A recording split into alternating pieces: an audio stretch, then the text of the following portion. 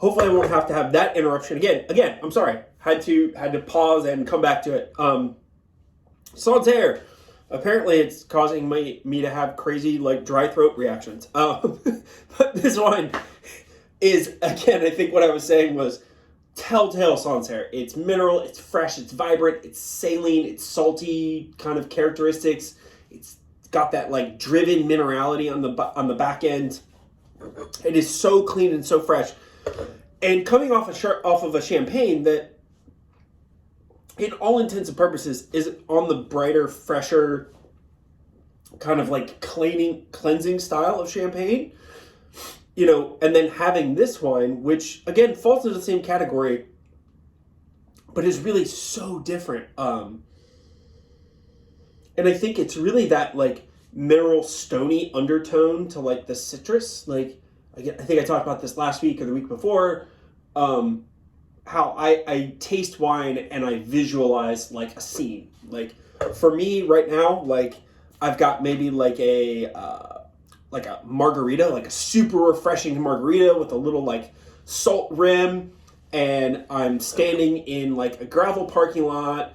I'm waiting on some really killer tacos, but I'm far enough away that I don't smell the tacos anymore. So all I get is this like juicy lime, fresh, bright, refreshing, like salty characteristic, and then like this kind of stony gravel like character. Like when you're sitting in a gravel parking lot where you're walking through and somebody drives by and they kick up gravel dust and you get that like kind of wet rock character. That's what I'm getting. I don't know. Maybe I should just paint pictures about what this wine tastes like. It's going to be I figured it out.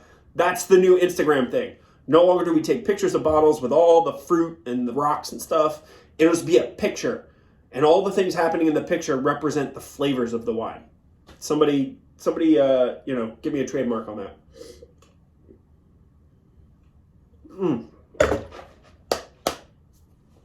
Yeah.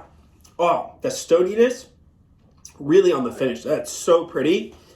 So again, Jean-Marc, Roger, Santerre. Now we're moving a little more off the beaten path. And what I mean by that is champagne.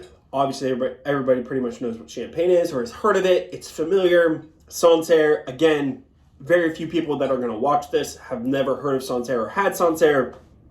But this is Les Tréboulles. It's 100% Gamay. And this comes from the Coteau du Lanai. Now, basically that means it's describing it comes from the côte around Lyon in France. And this comes from a pretty cool spot. So we are just south of Beaujolais. We haven't quite driven far enough south to hit the Northern Rhone. We're real close, but we're not quite there. And it's kind of this little like border appellation that falls below Beaujolais and before you get to the Northern Rhone. So the producer is Clou-Saint-Roch, and they are based in Côte-Rôtie in the Northern Rhone. That's what they're known for. They make incredible Syrahs and amazing wines from Côte-Rôtie. And then they also have these little side projects where they have some vineyards in kind of like off-beaten areas that, are, in proximity, very close to the winery and where they're based, but aren't necessarily like linked to the Northern Rhone. Hence this area. They make a few different wines from this area. And this is really a project of Guillaume Roch, who is the son of the founding of the founders of the winery. Oh my gosh. Apparently I'm all kinds of confused today. So hopefully this is entertaining for people to watch. I think it's pretty entertaining I'm on the inside looking above going, wow, this guy's funny looking, and very interesting. So anyways, this is a project from Guillaume, really focusing on some non-traditional varieties grown in areas where they've traditionally been grown. So Gamay has been grown in this area for a long time. Again, we're stone's throw from Beaujolais. But what this wine does for me is, and some of you may not even be able to comprehend what I'm about to say because maybe you've never had these wines, but if you were to take like really good Cru Beaujolais from like Renier or Morgon or Fleury, kind of the three big crus of Beaujolais, and then take Syrah from the Northern Rhone, and you were to just smash them together, this wine drinks like that. It drinks exactly as, in my opinion, it drinks like what it is on paper. It is a Gamay made by a family who is very much driven to make great Syrah. So in a way, it's handled almost like Syrah is. So it's got the purity, the brightness, and the freshness of Gamay, but there's a depth of flavor and savoriness that makes it feel a little Syrah-like. And I think it makes it a really fascinating wine to drink, to talk about, to share. It's, this is a Gamay for people who maybe don't think they like Gamays. It's only done about two-thirds whole cluster. One third whole cluster. So not a lot of whole clusters. That's that kind of poppy brightness that you get in Gamays or in Pinot Noirs. So there's a little more richness and depth in the wine. On the nose, it's a lot of stone. There's like this kind of savory herbal character to it. You can smell the fresh kind of brambly, like blackberry, raspberry characters that you associate with Gamay.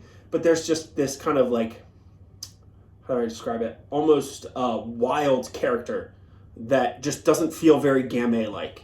And again, I chalk it up to where it's located and the people that are behind this wine, where they're coming to Gamay from a Syrah mindset, and they're looking for something that maybe other people would deem not very Gamay-like, but they find it incredibly appealing, and so do I. So let's give it a quick taste.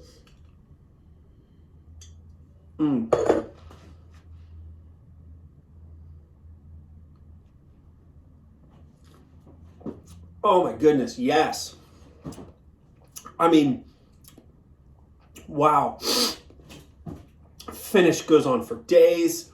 Again, it's that ripe, red, bluish, purple fruit that you expect from Gamay, with a savory, kind of stony undertone that you would expect from Syrah. It's not meaty and peppery like a Syrah, but it's also not like poppy red fruit and like super bright like a Gamay. Again, it's that smash up of the two. Like if I took Northern Rhone Syrah and Beaujolais and poured them half and half into a glass and then swirled it up, it'd taste like this.